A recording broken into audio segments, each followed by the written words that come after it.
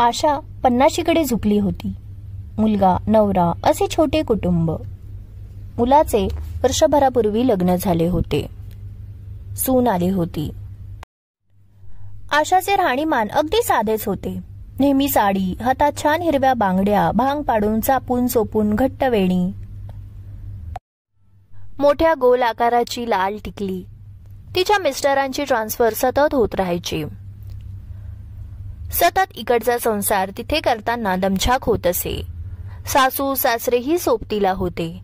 5 वर्षापूर्वी एका पाठोपाठ दोघेही आजाराने गेले. आशाने सून म्हणून सर्वच कर्तव्य मनापासून निभावली होती. आदर्श बायको, आई, सून, सासू कशी असावी तर आशा हेच मूर्तिमंत उदाहरण. आता मात्र थोडी निवांत झाली होती. तसंच तिने सून आली म्हणून स्वतःला काही कामापासून अलिप्त ठेवले नव्हते. ती सुनेला कामात हातभार लावतच होती. दोघींचे बऱ्यापैकी जमायचे. हल्ली काही महिने झाले तिने बाहेर पडणे बंद केले होते. थोड्या दिवसानंतर ती बाहेर पडू लागले. यावेळी तिचे रूप मात्र पालटले होते. जवळच तिने योगा क्लास, म्युझिक क्लास लावला होता. सरू आणि लक्ष्मी ह्या तिच्याच बिल्डिंग मध्ये राहत होत्या. आशा, लक्ष्मी आणि सरू ह्या एकाच वयाच्या होत्या. आशाचे हे असे एकाएकी बदललेले रूप पाहून दोघीही अवाक झाल्या. आशा आता चक्क लेगिन्स टॉप, हलकासा मेकअप करून बाहेर पडत असे. कमालीचा बदल झाला होता.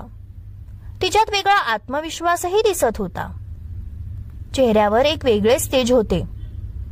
एक दिवस सकाळीच आशा योगा क्लासला निघाली. सरू आणि लक्ष्मी तिथेच बसल्या होत्या. घाई गडबडीत असल्या कारणाने तिने दोघींना पाहून छान हास्य दिले आणि निघून गेली. आशा गेटच्या बाहेर गेली ह्याची खात्री केल्यावर सरू आणि लक्ष्मी एकमेकींशी गप्पा मारू लागल्या. गप्पा कसल्या त्या, नुसत्या उचापत्या म्हणा. सरू म्हणाली, काय ग लक्ष्मी, या आशाला काय एकाएकी झाले आहे? काय ते योगा आणि म्युझिक क्लास लावले आहे म्हणे. हल्ली खूपच नटणं चालू आहे. क्लासला जाताना काय तो मेकअप करते. 50शीकडे झुकते ही बाई आणि 25शीतल्या तरुण पोरीप्रमाणे काय ते लायनर लावते. केश रचना पाहिलीस? काय ते पफ काढते. आधी कशी वेणी घालून असायची.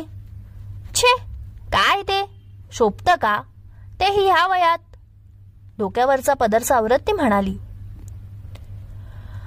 सरू मावशीच्या बोलण्याला दुजोरा देत लक्ष्मी मावशीही सुरू झाली. हो ना, खरंच बाई, खरंच. काय ते नवीनच छार. नवलच वाटतंय मला पण.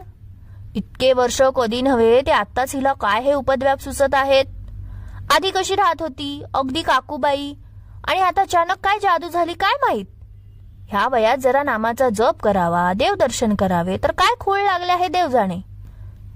अगो काल तर चक्क जीन्स टॉप घालून आली. वरून केस सुद्धा मोकळे. किती ती फॅशन. सून आल्यापासून जरा जास्तच बदलली. हिचे वय काय आणि ही करते काय. जनाची नाही कमीत कमी मनाची तरी.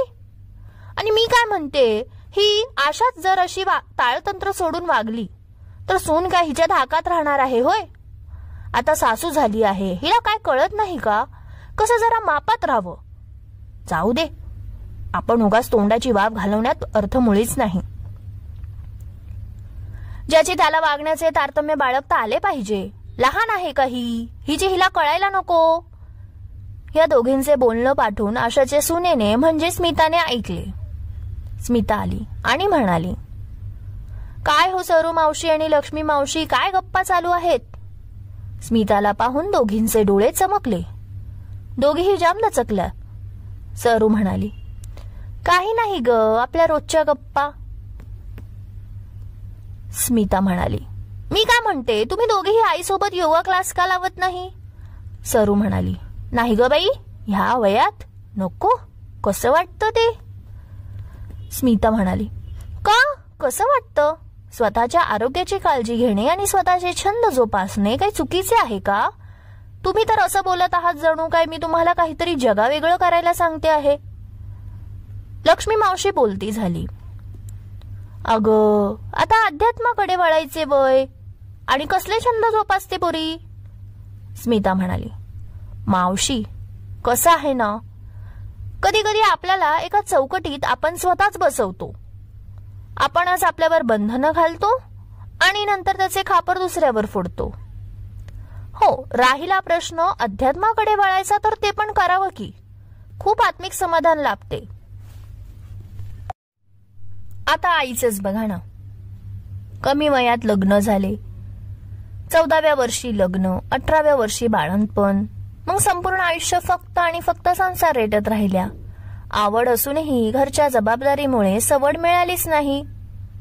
40शीत डायबिटीसने डोकं वर काढलं. हो, सांगायचं राहून गेलं, काही महिन्यापूर्वी त्यांना सौम्य हृदयविकाराचा झटका येऊन गेला. नशीब चांगलं की त्यांच्या जीवाचे काही बरे वाईट झाले नाही. मृत्यूला स्पर्श करून आल्यानंतर त्या खूपच डिप्रेशनमध्ये गेल्या. त्यांच्यानंतर आमचं काय होईल, कसं होईल ह्या विचारातच असायच्या. सतत एकट्या बसलेल्या असायच्या. खूप निराशावादी झाल्या. स्वतःच्या इच्छा आकांक्षा मन मारून जगत आल्या. एक दिवस मी आईंचा गातानाचा व्हिडिओ पाहिला. खूप सुंदर गात होत्या, अगदी तल्लीन होऊन.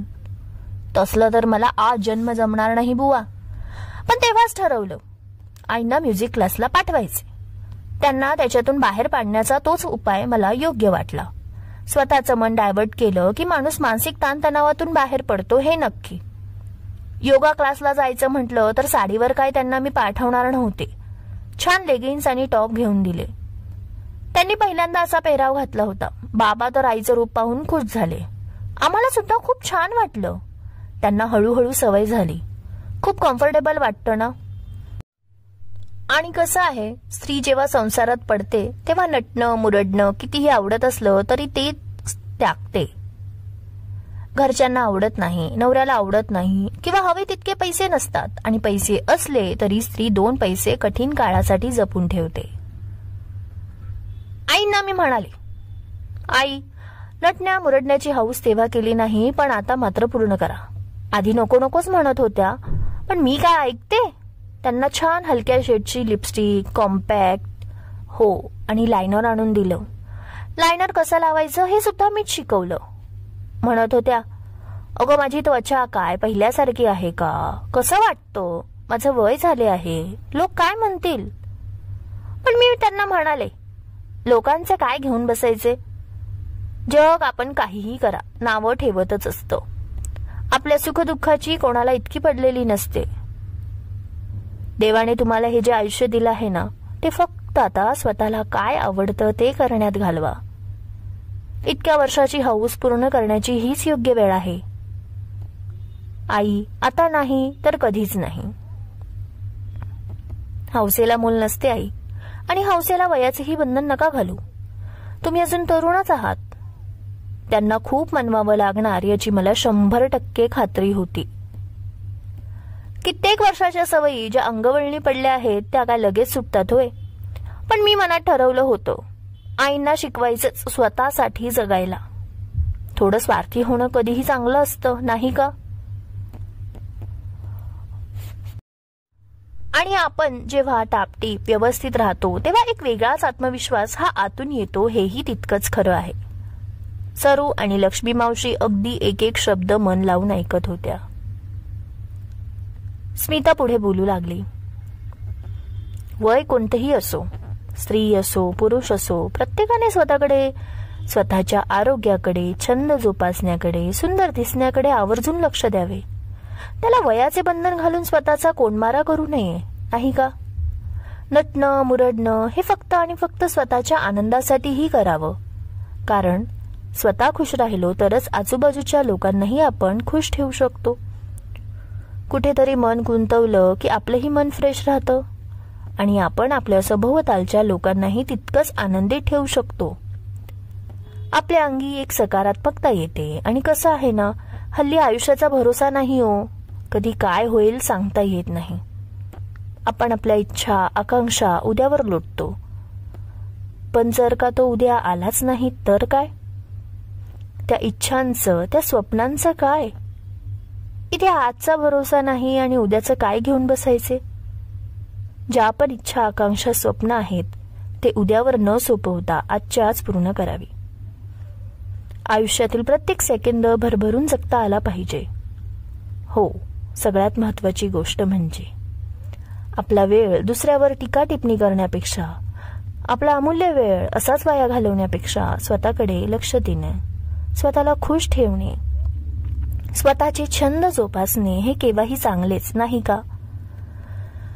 बरं चला, ऑफिसला उशीर होतो आहे. चालू द्या तुमच्या गप्पा. स्मिता निघून गेली. स्मिताच्या पाठमोऱ्या आकृतीकडे पाहत दोघीही निशब्द झाल्या. स्मिताने खरं तर दोघींचीही बोलती बंद केली होती. पण एक मात्र आहे, दोघींना स्मिताचे बोलणे मनोमन पटले होते. सरू लक्ष्मीला म्हणाली, लक्ष्मी, आपण सुद्धा योगा क्लास लावूया का ग? म्हणे योगाने शरीर स्वस्थ सदृढ राहते. लक्ष्मीने होकारार्थी मान हलवली. आयुष्यात छोटे बदल मोठा बदल घडवून आणतात, नाही का? कशी वाटली आजची कथा? आवडल्यास नक्की लाईक, कमेंट आणि तुमच्या मित्रमैत्रिणीसोबत, फॅमिलीसोबत जरूर शेअर करा. अशाच कथा वाचण्यासाठी चॅनलला सबस्क्राईब करायला विसरू नका. कथालेखन अश्विनी पाखरे ओगले. पुन्हा भेटू नवीन कथेसह. तोपर्यंत धन्यवाद.